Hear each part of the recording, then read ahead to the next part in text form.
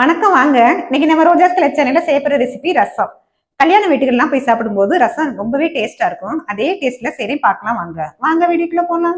இன்னைக்கு நம்ம சேனல்ல வரப்போற டிப்ஸ் வந்து ரசத்தை பொதுவா கொதிக்க விடக்கூடாதுன்னு சொல்லுவாங்க. ஆனா நம்ம பருப்பு தண்ணி சேர்த்தோம்னா தான் கொதிக்க விடக்கூடாது. இப்ப ரசம் செய்ய நம்ம அடுப்பு ஆன் பண்ணி கடாய் வச்சுக்கலாம். கடாய் நல்லா கொஞ்சம் காஞ்சி வரட்டும். அடுப்பை வந்து கொஞ்சம் ஸ்லோ ஃப்ளேம்ல வச்சுக்கலாம். இப்ப கடாய் நல்லா காஞ்சிருச்சு. எண்ணெய் சேர்த்துக்கலாம், தேங்காய் எண்ணெய் சேர்த்துக்கலாம். நல்லா அந்த ரசத்துக்கு ஃப்ளேவர் கொடுக்குறது தேங்காய் எண்ணெய் தான்.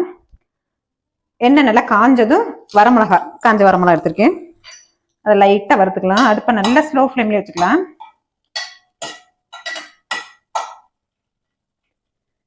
இப்போ வரமிளகா நல்லா காஞ்சிருச்சு. கடுகு, வெந்தயம், மிளகு, சீரகம் எல்லாம் போட்டு நல்லா தாளிச்சுக்கலாம். நல்லா கடுகு வெடிச்சு வரட்டும்.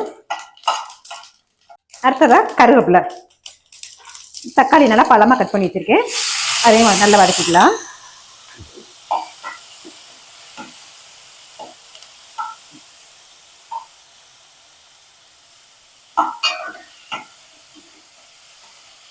தக்காளி நல்லா வதங்கிருக்கு. அதுல பச்சை மிளகாய் சேர்த்துக்கலாம்.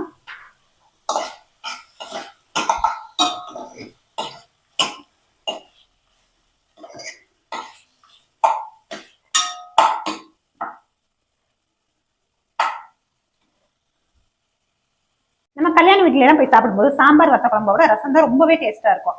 அதனால அது என்ன இவ்வளவு டேஸ்டா இருக்குன்னு நினைச்சுக்கோ. இந்த மாதிரி செய்யும்போது ரொம்பவே டேஸ்டா அட்டகாசமா இருக்கும்.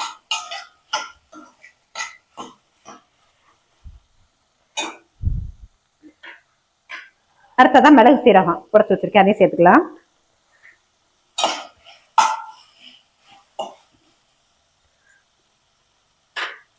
பூண்டை தட்டி வச்சிருக்கேன், அதையும் சேர்த்துக்குவோம்.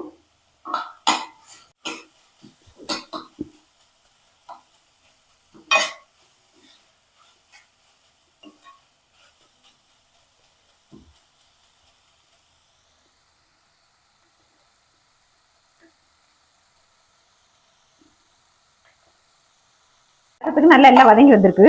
அடுத்ததா கொஞ்சம் ஒரு 1/4 ஸ்பூன் மிளகாத்தூள், பெருங்காயத்தூள் கால் ஸ்பூனு, மஞ்சத்தூள் 1/4 ஸ்பூன் எல்லாம் சேர்த்துக்கலாம்.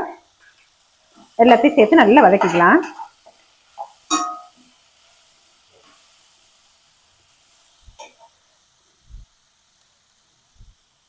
அடுத்ததா புளி தண்ணி, ஒரு எலுமிச்சம்பழம் சைஸ்ல புளி எடுத்து கரைச்சி எடுத்து வச்சிருக்கேன், அதையும் சேர்த்துக்கலாம். ஒரு கொதி வரட்டும்.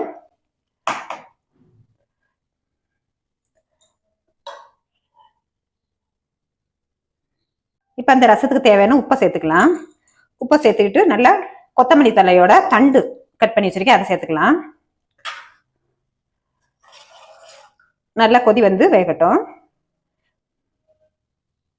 கொத்தமல்லி இலைகளை தூவிக்கலாம். அடுத்ததா கொஞ்சம் நம்ம பூண்டு தட்டி முதல்ல சேர்த்தோம்ல, அதுல கொஞ்சம் மிச்சம் இருக்கதா வச்சுக்கலாம். கடைசியா போடும்போது நல்லா வாசம் நல்லா இருக்கும். நல்லா நுர கூட்டி வரும்போது அடுப்பு ஆஃப் பண்ணிடலாம். ஏன்னா இனிமேல் நம்ம கொதிக்க விடக்கூடாது ரசத்தை. இப்ப நம்ம செஞ்ச ரசம் நல்லா கொதி வந்துருச்சு, கல்யாணி வீட்டு ரசம். அடுத்ததா பருப்பு தண்ணி சேர்த்துக்கலாம். நான் ஒரு கால் டம்ளர் வந்து பருப்பு வேக வச்சு எடுத்திருக்கேன், துவரம் பருப்பு, அதை சேர்த்துக்கலாம். இப்ப வெல்லம் தட்டி வச்சிருக்கேன், அதையும் சேர்த்துக்கலாம்.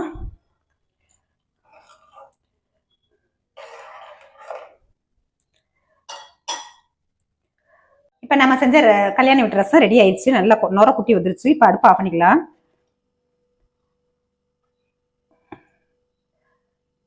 இப்ப இந்த ரசத்தை பவுல்ல மாத்திக்கலாம். ரசத்துல என்ன ஸ்பெஷல் நினைக்காதீங்க, இந்த மாதிரி ரசம் செஞ்சு சாப்பிடும்போது ரொம்பவே டேஸ்ட் அட்டகாசமா இருக்கும். இப்ப நம்ம செஞ்ச ரசத்தை பவுலுக்கு மாத்திக்கலாம்.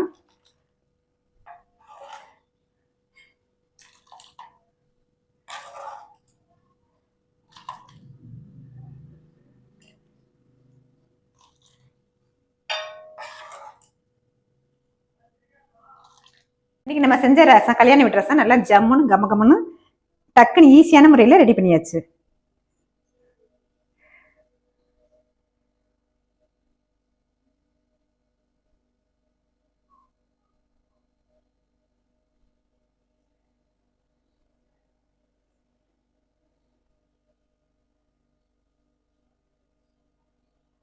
இன்னைக்கு நம்ம செஞ்ச ரசத்தை வந்து சாப்பாட்டுல ஊத்தி சாப்பிடாம கூட கிளாஸ்ல கூட நம்ம ஊத்தி குடிக்கலாம். ரொம்பவே டேஸ்ட் நல்லா இருக்கும். இப்ப செஞ்ச ரசம் பிடிச்சிருந்துச்சுல, சப்ஸ்கிரைப் பண்ணுங்க, லைக் பண்ணுங்க, ஃப்ரெண்ட்ஸ் அண்ட் ஃபேமிலி ஷேர் பண்ணுங்க. Thanks for